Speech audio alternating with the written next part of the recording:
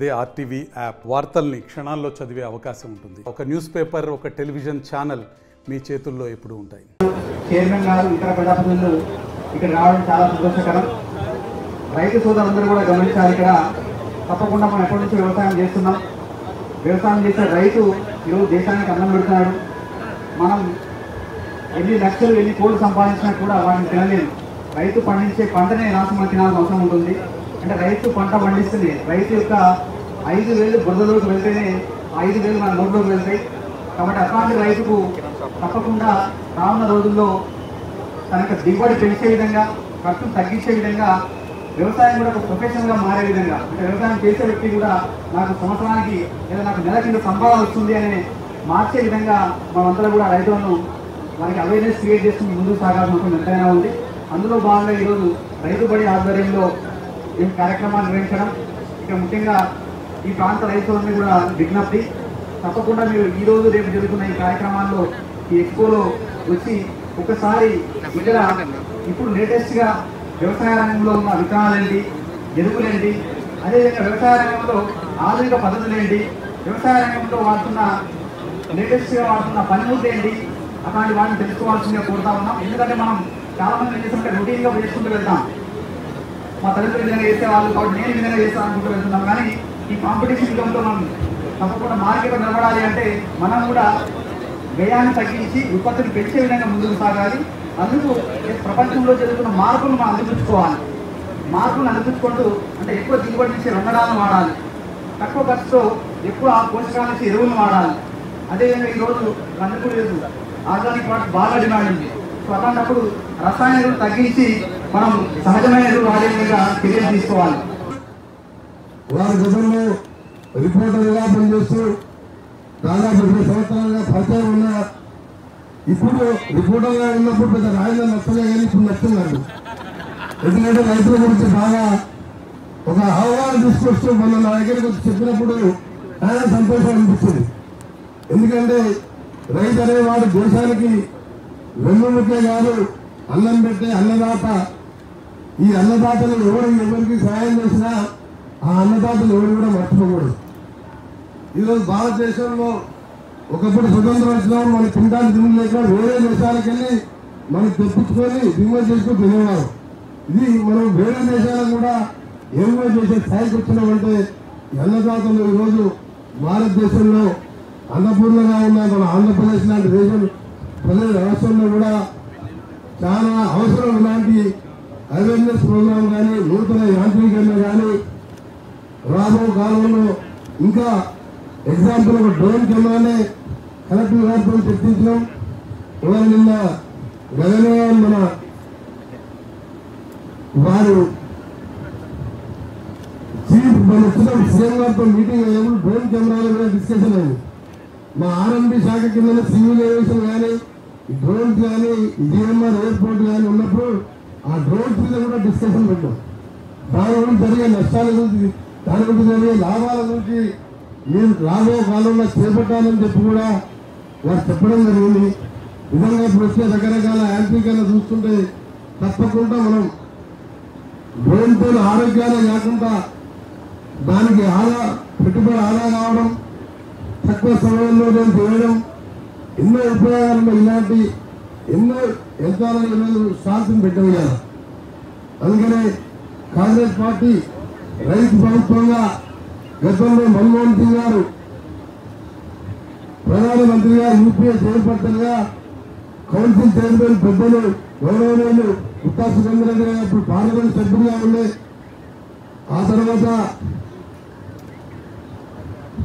ఈరోజు chief president చేసిన తుమ్మల నాగేశ్వరరావు గురించి ఎవరికి చెప్పే అవసరం లేదు. ఆంధ్రప్రదేశ్లో 2 రాష్ట్రాలలో ఆయన రాజకీయాలలో అజాత శత్రువులు, ఆయనకు శత్రువులు ఎవరు లేరు. అందరూ కూడా ఆయన ప్రేమించేవారు. ఒక రైతుగా ఏ పార్టీలో ఉన్నా, ఏ పార్టీ వాళ్ళు పోయినా దగ్గర కూడబెట్టుకొని పనిచేసే మంచి నిజమైన రైతు. మన పెద్దలు గౌరవనీయులు మన చైర్మన్ గారు ఏ విధంగా వ్యవసాయం మీద ఇంట్రెస్ట్ చూపిస్తారు. వారు కూడా ఎంత బిజీగా మినిస్టర్గా ఉన్నారు, రోజు ఒకసారి బాయికాడ వేస్తారు. మా సురేంద్ర రెడ్డి గారు ఢిల్లీలో ఉన్నా, పార్లమెంట్ వరగొండ ఢిల్లీలో ఉన్నా, మన ఉర్మట్ల కాడ చూడండి, మన హైదరాబాద్ రోడ్డు కదా ఆ తోట చూసుకుంటే హైదరాబాద్ పోతే నిలబెట్టింది వాళ్ళకి అంటే ఇంట్రెస్ట్ ఉండాలి. ఆ ఇంట్రెస్ట్ ఎందుకంటే అలాంటి వారు చేస్తేనే ఈరోజు మిగతా రైతులు కూడా తప్పకుండా ఎందుకంటే వ్యవసాయం అనేది ఇప్పుడు మర్చిపోకూడదు. అది మర్చిపోయి అందరం కూడా పట్టణాల వైపు పోతే రేపు మనకు ఆఖరికి మనం తినాలంటే తినే దొరకని పరిస్థితి. ఆ రైతుకి ఎంత చేసినా తక్కువనే. తప్పకుండా మా ప్రభుత్వం మిగతా విషయాలు వ్యవసాయ రంగానికి సంబంధించి ఇద్దరు ప్రజలు ఉన్నారు. వారితో అంటే నాకు పొద్దున్నేస్తే ప్రజలలో తిరిగే అలవాటు, రైతులు వస్తే సహాయం చేసే అలవాటు, కానీ స్వయంగా నిన్నప్పుడు మేము బాగా వ్యవసాయం చేసింది లేదు. మా అన్నగారు వస్తే తప్ప నేను పెద్ద ఇంత వ్యవసాయం మీద ఆ టైం కూడా లేదు. పొద్దున్నైతే ఇంటి నుండి వండేదాన్ని. నా వ్యవసాయం నా పని వేరే, యువతకు రైతులు వచ్చినా సహాయం చేసే గుణం ఉన్నవాళ్ళు. అందుకని ఈరోజు నల్గొండ జిల్లాలో గతంలో ఏఎంఆర్పీ ప్రాజెక్టు మొదలుపెట్టినప్పుడు ఫినాన్షియల్ శాఖ మంత్రిగా తుమ్మల నాగేశ్వరరావు గారు, సుఖేందర్ రెడ్డి గారు, రామారావు గారు శంకుస్థాపన చేస్తే సొరంగ మార్గం కావాలన్నా ఏఎంఆర్పీ గుర్తు చేసిన పంచాయతీ నడుస్తున్నప్పుడు పెద్దలు నర్రా రామారెడ్డి గారు ఉండే తాత్కాలికంగా దీన్ని వేసుకున్నాం, తర్వాత సొరంగం చేద్దాం అని చెప్పి నిర్ణయించి ఆ తర్వాత దాన్ని మొదలుపెట్టిన తర్వాత వారు చనిపోవడం, మాధవరెడ్డి గారు నక్సలైట్ అటాక్లో చనిపోవడం, ఆ పని ఆగిపోయిన సందర్భంలో సుఖేందర్ రెడ్డి గారు బాగా పట్టుబట్టి తుమ్మల నాగేశ్వరరావు గారు ఇరిగేషన్ మినిస్టర్ ఉన్నప్పటికీ వెళ్ళి మొదలు పెట్టుకొని నేను ఏఎంఆర్పీ ప్రాజెక్టు చేశాను. 2004లో ఎప్పుడైతే కాంగ్రెస్ పార్టీ అధికారంలోకి వచ్చిందో నాకు ఒకటే ఐడియా వచ్చింది. ఎప్పటికైనా తాత్కాలికమే, ఎప్పుడైనా పైన నీళ్లు లేకపోతే సాగర్లో నిల్వలు లేకపోతే మనం ఇలా సొరంగ మార్గం కావాలి అని చెప్పి పట్టుబట్టి సాంక్షన్ చేయించుకున్నాం. నేను రాజశేఖర రెడ్డి గారు ముందుగా ఒప్పుకోలే. రాజశేఖర రెడ్డి గారు ఏమన్నారంటే 43 కిలోమీటర్ల సొరంగం ఎక్కడికి వెళ్ళి తోడుతా ఉన్నాడు ఆయన. ఎక్కడికి వెళ్ళి తోడుతా 43 కిలోమీటర్ల సొరంగం అంటే నేను ఒకటే చెప్పిన, ప్రపంచంలో ఇలా లేటెస్ట్ మిషనరీ వచ్చింది. ఒకవైపు పులిసిద్ధలో 3వ ప్రాజెక్టు, 3వ పంట కోసం నీళ్ళిస్తున్నాం. మా దగ్గర ఫ్లోరైడ్ తోని ఇలా గ్రౌండ్ వాటర్ లేదు, వెయ్యి పెట్టి నీళ్లు పడుతున్నాయి. ఇలాంటి సమయంలో మేనిఫెస్టోలో మన కాంగ్రెస్ ప్రభుత్వం పెట్టింది సొరంగం అని కావాలి కొట్లాడి సొరంగ మార్గాన్ని 2005లో ఆగస్టు 11 శాంక్షన్ చేస్తే మిషన్ పెట్టి స్టార్ట్ అయ్యే వరకు 2008లో పని స్టార్ట్ అయింది. ఆ తర్వాత వివిధ కారణాలతో కిరణ్ కుమార్ రెడ్డి గారు రావడం, ఆయన తెలంగాణ మీ పైసలు ఏదైనా అన్నారు. ఆ తర్వాత ఇంకో పెద్ద మంది వచ్చి కుర్చేసి కూర్చుంటున్నాడు, కుర్తులేదు, ఆయన లేదు, ఎక్కడుండో దొరుకుతున్నాడు. ఇప్పుడు ఆయన ఇవాళ మొత్తం మా మీద భారం పడ్డది.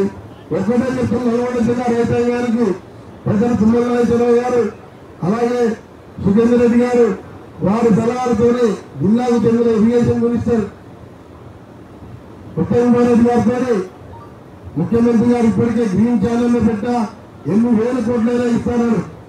దానికి ముందేం పెట్టామంటే మన కొత్త యువ నాయకుడు భారతదేశంలోనే రికార్డు పెట్టడానికి రఘువీరాజు మీద ఎక్కువ బాధ్యత పెట్టాడు.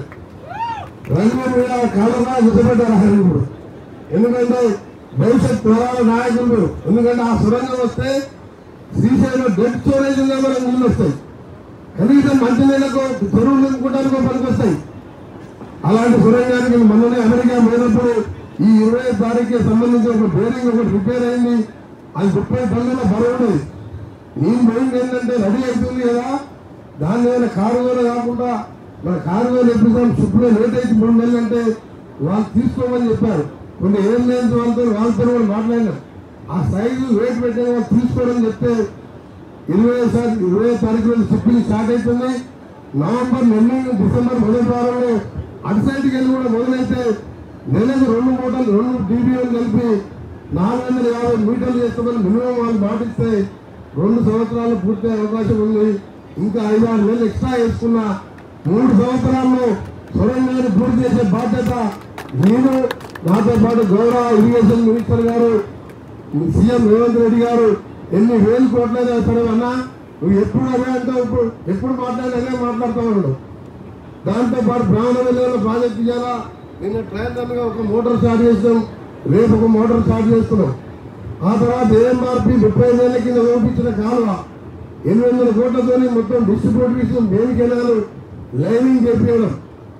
ఎందుకంటే మన సాగర్ కింద 4,5 లక్షల ఎకరాలు నీళ్లు వాడినా ఈ ఏఎంఆర్పి సొరంగం పూర్తయితే ఇంకో 3-3.5 లక్షలు వస్తే కనుక మన జిల్లా మరిన్ని వీడియోస్ కోసం ఛానల్ ని సబ్స్క్రైబ్ చేయండి. లేటెస్ట్ అప్డేట్స్ కోసం వాట్సాప్ ఛానల్ ని ఫాలో చేయండి. అండ్ లింక్ డిస్క్రిప్షన్ లో ఉంది.